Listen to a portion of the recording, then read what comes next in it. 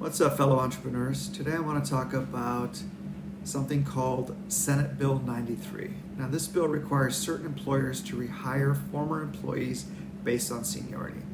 But first, before we get into it, as always, I'm a lawyer, but I'm not your lawyer. So please seek out competent legal advice for your particular question or problem. Now, this statute is certainly an overreach by California. California is now deciding who your business has to employ.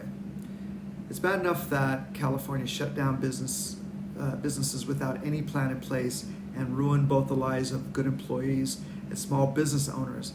But now they will not even allow some of these businesses to hire the best employees back, but are requiring rehiring according to their standards, which in a lot of cases is not in the best interest of the business. So the only bright spot I can see is that this law is limited to a handful of specific businesses. And those are hotels and private clubs with 50 or more guest rooms, building service businesses providing janitorial, maintenance, or security in commercial buildings, event centers of more than 50,000 square feet or with more than 1,000 seats, airport hospitality operations, and successor employers to any of the covered establishments if the business is conducting the same or similar operations as it did before COVID-19. So, on top of forcing these businesses to hire employees, California also requires that the employer follow their method of rehiring, including keeping certain records to make it easy for them to audit. Now, employers covered by this new law are required to reach out to former employees through mail, email, and text, and allow them 5 business days to respond to an offer of reemployment. And these requirements will remain in effect through December 31st, 2024. So how insane is that?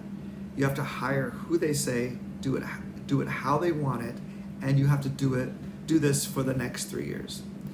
So the employers must also keep records of rehire offers for at least 3 years following the offer. All of us business owners know that this is just a way for California to audit and collect fines for non-compliance. So that brings me to the enforcement part of this. There's no point in having an unconstitutional law if you can't also make money from it, right?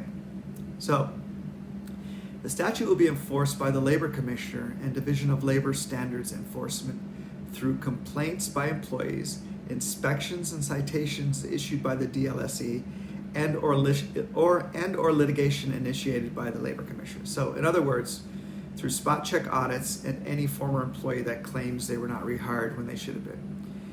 Here's where we get to the good part. California really loves harsh, bankrupting punishments for labor violations.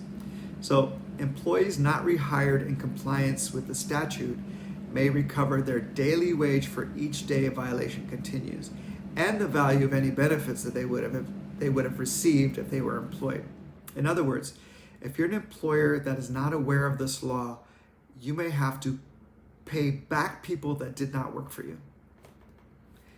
And in cases that does not kill your business, and in a case that it doesn't kill your business and create layoffs for all your other employees, the employer will also be subject to a $100 civil penalty plus $500 in liquidated damages per day for each employee it fails to rehire in accordance with the statute until the violation is cured.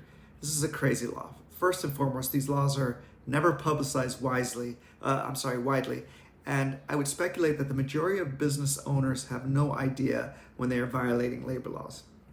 Imagine having the Labor Commissioner show up at your door one day 3 years from now and saying that there are 10 people you should have hired 3 years previously according to this law. The civil penalty and liquidated damages alone on those 10 people would be a little under $5 million.